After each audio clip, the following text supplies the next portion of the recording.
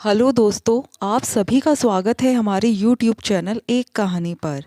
आज हम आपके लिए लेकर आए हैं एक नई कहानी। पर उससे पहले दोस्तों प्लीज़ हमारे चैनल को सब्सक्राइब कीजिए।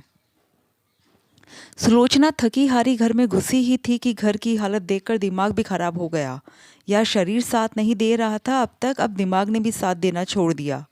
घर की हालत देखकर इतना ज़ोर से गुस्सा आ रहा था कि घर में जितने भी लोग हैं सबको सुना दूँ।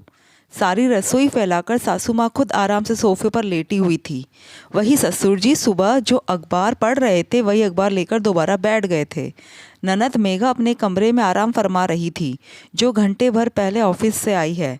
जैसे ही सासू माँ की नज़र उस पर पड़ी वे लेटी लेटी ही बोली, मेरे तो बहुत हाथ पैर दुख रहे हैं, फटाफट से मेरे लिए एक कप चाय बनाकर ला, ताकि मैं दवाई लेकर आराम कर सकूं, और फिर तुम रसोई की सफाई कर लेना। सुनकर सुलोचना का सिर घूम गया। अभी तो घर में घुसी ही हूँ, बैग भी नहीं रखा और पहले से मेरे लिए काम तैयार है, और ऐसा काम जो बहुत जल्दी ख़त्म भी नहीं होने वाला। खैर इस बार सुलोचना पहले से ही तैयार थी।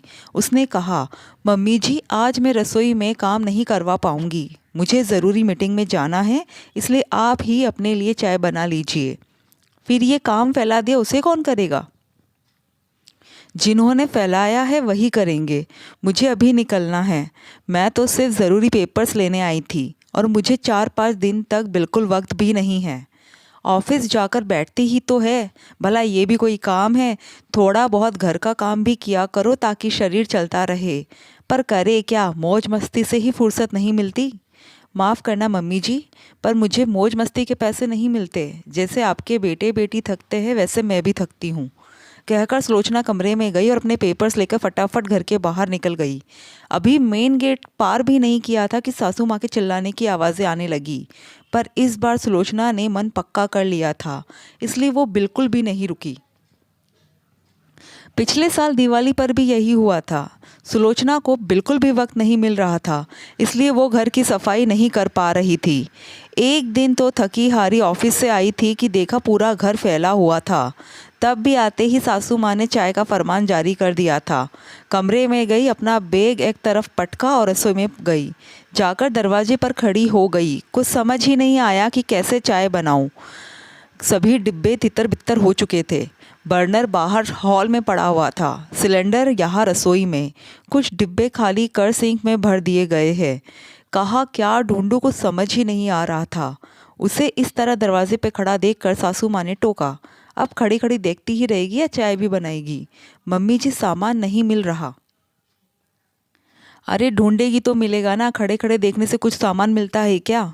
पर आपको पता होगा ना आपने कौन सा सामान कहाँ रखा है।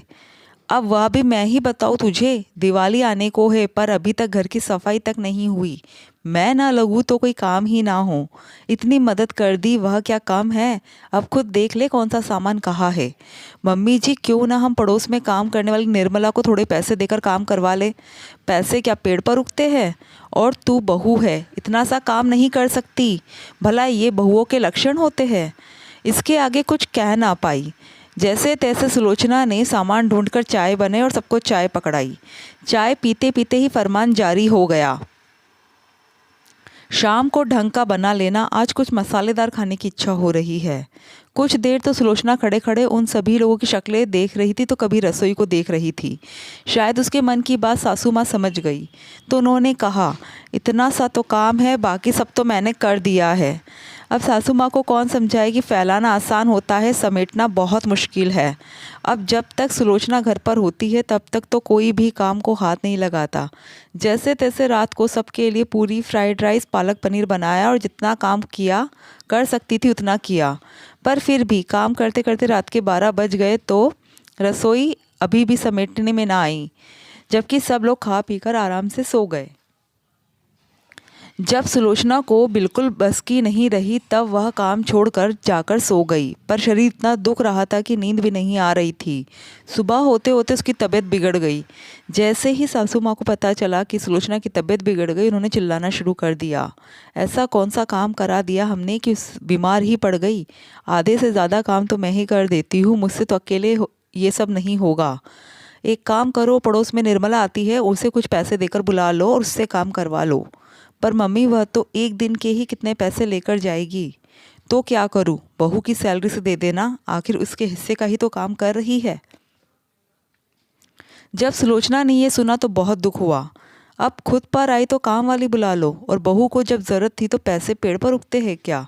इतनी दोगली मानसिकता। और मेरे हिस्से का काम कर रही है मतलब पैसे मैं दूँ। बस वो दिन था और आज का दिन है। सुलोचना ने जवाब देना शुरू कर दिया और ठान लिया, अगर अगली बार सासू माँ ने उससे पूछे बगैर घर फैला दिया तो काम वो खुद करेगी। आखिर उसे मौज मस्ती के पैसे नहीं मिलते, वो भी ऑफिस में मेहनत करने जाती है। और रही बात पैसे देकर काम करवाने की, तो ठीक है, अगली बार से मैं अपने हिस्से का काम पैसे देकर ही करवा लूँगी। दोस्तों, आपको कहानी कैसी लगी कमेंट करके ज़रूर बताइएगा। Thank you.